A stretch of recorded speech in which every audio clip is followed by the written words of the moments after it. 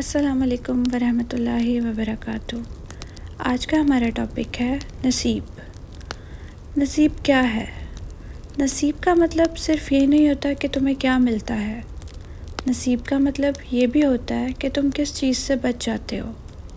کبھی کبھی جو تم چاہتے ہو وہ تمہارے لیے اچھا نہیں ہوتا، لیکن تم نہیں سمجھ پاتے، اسی لیے اللہ اسے تم سے دور کر دیتا ہے، اور تم سمجھتے ہو کہ تمہارا نصیب تم سے چھین لیا گیا ہے، لیکن اصل میں تمہیں بچایا جا رہا ہوتا ہے۔ جو لکھا ہے وہی ملے گا۔ اکثر ہمارے دل میں یہ سوال آتا ہے کہ جو کچھ ہمارے نصیب میں لکھا ہے کیا ہمیں وہی سب ملے گا؟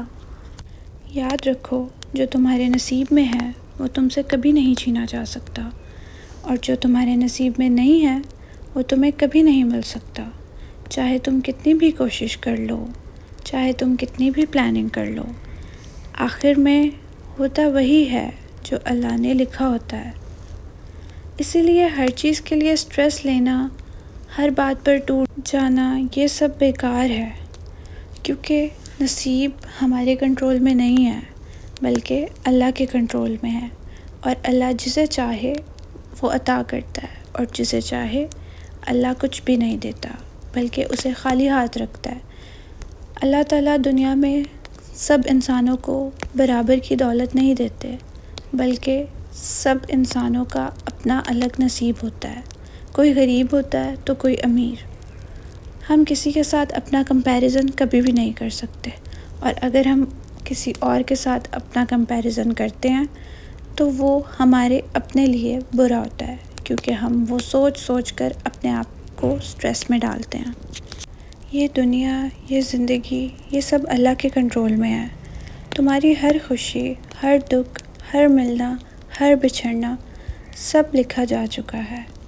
قرآن میں اللہ فرماتا ہے وَلَا يَعْلَمُ وَأَنْتَ لَا تَعْلَمُونَ، یعنی اللہ جانتا ہے اور تم نہیں جانتے۔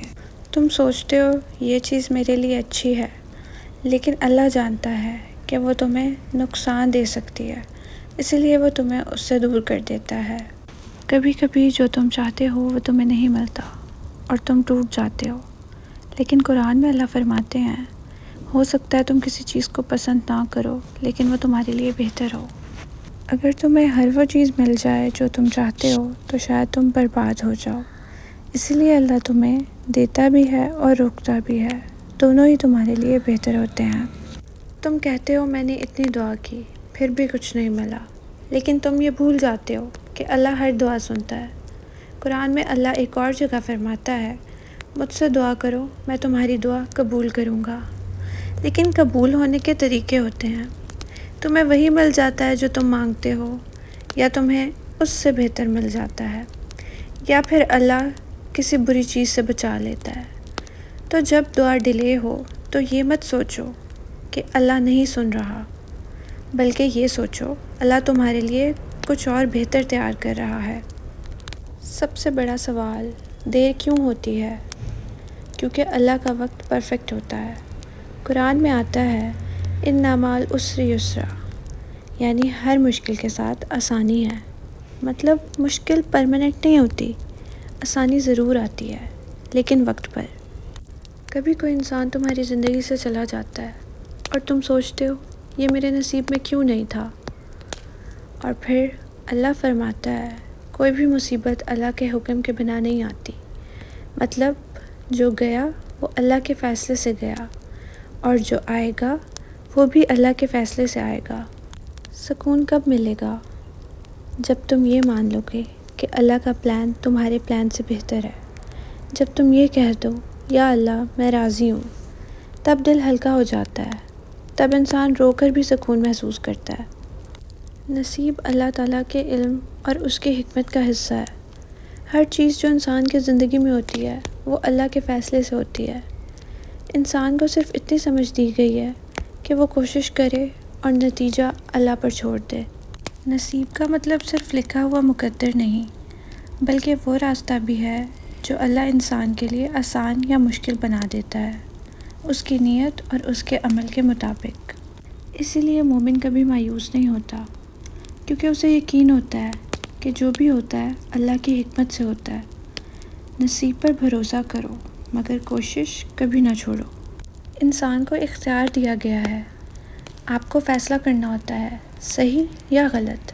آپ نماز پڑھتے ہیں یا چھوڑ دیتے ہیں، آپ سچ بولتے ہیں یا جھوٹ، یہ سب آپ کی چوائسیز ہیں، اور انہی چوائسیز کے بعد اللہ آپ کے نصیب کے دروازے کھولتا ہے۔ کبھی کبھی ہم کہتے ہیں میرا نصیب ہی خراب ہے، لیکن کیا ہم نے کبھی یہ دیکھا کہ ہماری کوشش کتنی تھی، ہماری دعا کتنی تھی، ہمارا اللہ پر یقین کتنا تھا؟ ایک مومن کا یقین ہوتا ہے کہ جو اسے مل گیا وہ اس کا تھا، اور جو نہیں ملا وہ کبھی اس کا تھا ہی نہیں۔ اور سب سے خوبصورت بات یہ ہے، اللہ کبھی بھی اپنے بندے کے لیے برا فیصلہ نہیں کرتا۔ کبھی کسی چیز کا کھونا اصل میں بچ جانا ہوتا ہے، کبھی کسی چیز کا نہ ملنا اصل میں رحمت ہوتی ہے، لیکن ہم اس وقت سمجھ نہیں پاتے۔ نصیب کا مطلب یہ نہیں کہ آپ رک جاؤ، بلکہ اس کا مطلب یہ ہے کہ آپ محنت کرو اور پھر جو نتیجہ آئے اسے قبول کرو، یہی توکل ہے۔ رسول اللہ صلی اللہ علیہ وآلہ وسلم نے ہمیں سکھایا، پہلے اپنی اونٹ کو باندھو پھر اللہ پر بھروسہ کرو، یعنی پہلے کوشش پھر توکل۔ اسی لیے اگر آج آپ پریشان ہیں، اگر آپ کو لگتا ہے کہ آپ کا نصیب آپ کے خلاف ہے، تو صرف اتنا یاد رکھو، اللہ آپ کے لیے وہی لکھتا ہے جو آپ کے لیے بہترین ہوتا ہے۔ کتنی دفعہ ایسا ہوتا ہے کہ ہم کسی چیز کے لیے رو رہے ہوتے ہیں، اور کچھ عرصے بعد ہمیں سمجھ آتا ہے، یا اللہ شکر ہے یہ مجھے نہیں ملی، یہی نصیب کا حسن ہے۔ اس وقت سمجھ نہیں آتا، مگر بعد میں سب واضح ہو جاتا ہے۔ اللہ صرف ہماری زندگی نہیں دیکھ رہا ہوتا، بلکہ ہمارا انجام بھی دیکھ رہا ہوتا ہے، اسی لیے کبھی کبھی وہ چیز روک دیتا ہے جو ہماری تباہی کا سبب بن سکتی تھی۔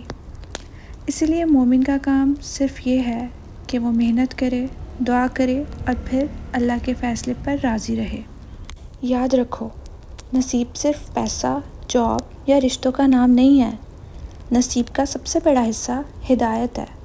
اگر آپ کو اللہ نے اپنی طرف جھکنے کی توفیق دی ہے تو یہ سب سے بڑا نصیب ہے۔ ہر کسی کو یہ نصیب نہیں ملتا۔ اسی لیے اگر آپ اللہ کو یاد کرتے ہو، نماز پڑھتے ہو، دعا کرتے ہو، تو سمجھ لو کہ آپ بہت خوش نصیب ہو۔ اور ایک بات، کبھی بھی اپنے نصیب کو لوگوں سے کمپیئر مت کرو۔ ہر انسان کا امتحان الگ ہوتا ہے، ہر کسی کا وقت الگ ہوتا ہے۔ جو آج کسی اور کے پاس ہے، ضروری نہیں کہ وہ آپ کے لیے بہتر ہو۔